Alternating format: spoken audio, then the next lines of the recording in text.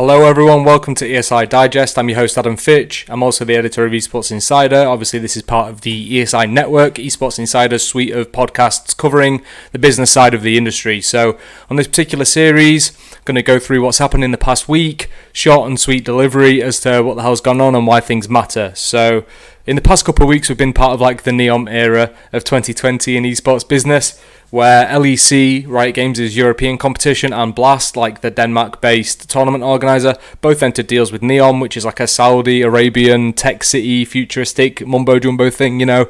And while the deals was like kind of severely different, really, in terms of what they entailed, LEC actually took the brunt of the criticism, despite having a much less involved thing. But obviously, we've kind of established the fact that it's more the principle of the deal rather than what actually the deal consisted of. So, yeah, Riot Games terminated the deal a day after it was done on the LEC side, but Blast kept quiet.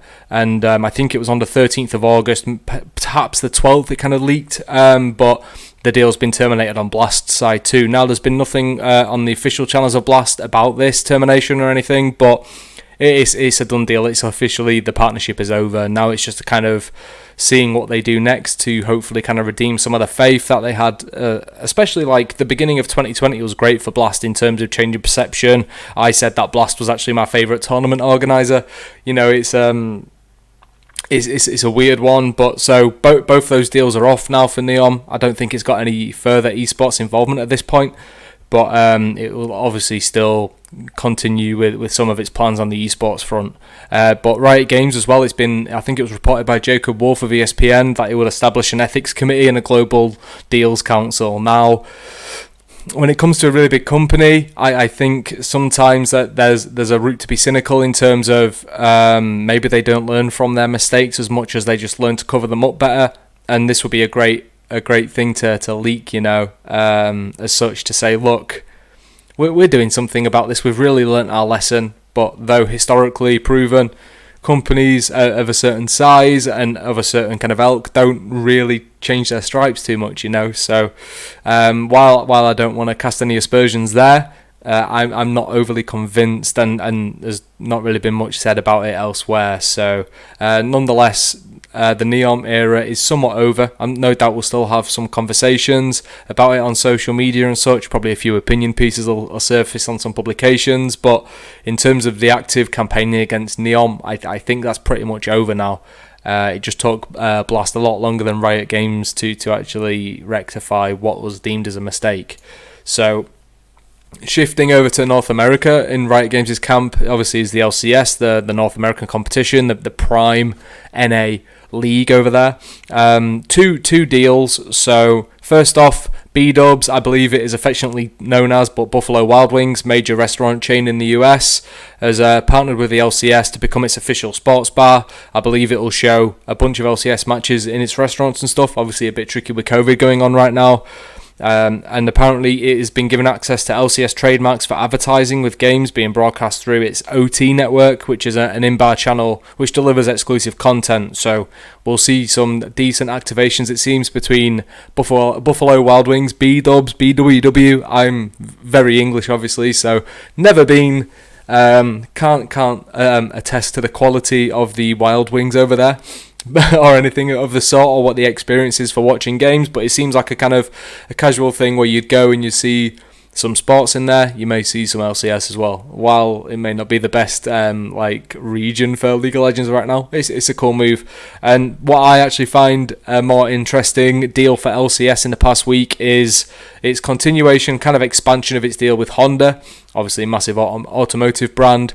But so Riot Games, I think maybe a couple months ago, announced the implementation of like in-game banners, so like advertising partners within the game, within the Rift, on the esports side. And I think the first two that were launched was MasterCard and Alienware, and it's been like a slow rollout of additional ones. So I think like KitKat for LEC has also been included, and now Honda has been confirmed as the first in-game banner partner for the LCS.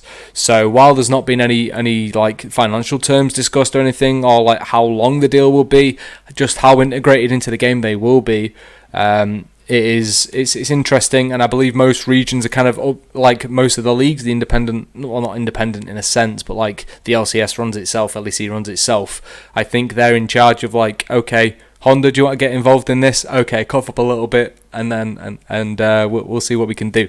So I believe it's the first on that front. We'll probably see more. It's really unlocking a new level of integration and activation for these brands. So that's why I think it's a major deal, something worth noting at least. And I'm sure we'll see more soon, like Verizon involved and Samsung involved with the LCS and such. I'm sure they'd want a piece of the pie as well. So if they can work it out, I guarantee we'll see some more in-game advertisements soon, both in North America and definitely outside of it too. And we'll go into Activision Blizzard, another major, obviously, player in games, has hired the deputy MLB, Major League Baseball Commissioner, to lead its esports initiatives. So Tony Petiti, I hopefully pronounced his name correctly. I'm awful with pronunciations, as I've kind of established throughout this short series. He begins on August 17th at Activision Blizzard, report directly to the CEO himself, Bobby. And he'll be leading Activision Blizzard's esports and entertainment efforts. Interesting one, obviously. People are skeptical because he comes from traditional sports, and people in esports hate those who are not born in esports for some reason.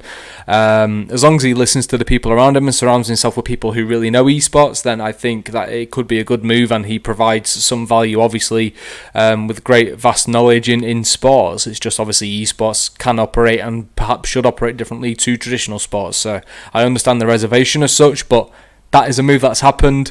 People need to get over it, and we'll see how it goes. To be honest, I don't know if we'll see much direct kind of effect or like a cause of this hire really on our end, the consumer end, but nonetheless that has happened. And the last story I'll cover this week is B-Site, so the kind of parent company of Flashpoint, the CS League, team owned, has expanded into a second title. So it's the first time operating outside of CS. It's obviously only had one season so far, where I think Mad Lions won it, and it's VALORANT. So they're going to host the final North American Ignition Series event. So like Riot Games did say, oh, you do whatever you want with VALORANT, and then kind of brought it in-house a bit more, partnered with organisers and organisations to host events. The final North American one will be called Pop Flash, led by B-Site and such. Now I think of the 8 invited teams, 5 are partner teams, so those who have an ownership stake in B-Site, and 3 aren't. And that's really why I think is a big deal, because, as I say, those who compete in Flashpoint are either qualified directly or they've bought in. If they are to expand into new titles, to me, the teams that own the league and the parent company will want to be involved, but what if they don't have rosters there? Like, is it only going to be a case of B-Site will enter titles where their ownership organisations are already in? We've seen that that's not the case with Pop Flash, but I'm interested to see how that goes with more titles, hopefully in the future, or if they create a more permanent solution for another title, how that is worked around. Because obviously, if you're putting $2 million in each, I think is the figure for Flashpoint and B-Site, then yeah, you want to be involved in whatever they're doing, I assume, and that's why I think it's interesting, that whole thought process there. But as always, I wanted to keep it short. I have done that, hopefully. It's on every single platform you can think of, I hope. If not, then let me know and we will work to get it on there. As I say, YouTube, you can read it on esportsinsider.com, listen to it anywhere you listen to podcasts, I hope. And yeah, I hope you have a great weekend. Thank you for spending probably 9 minutes of your time with me today.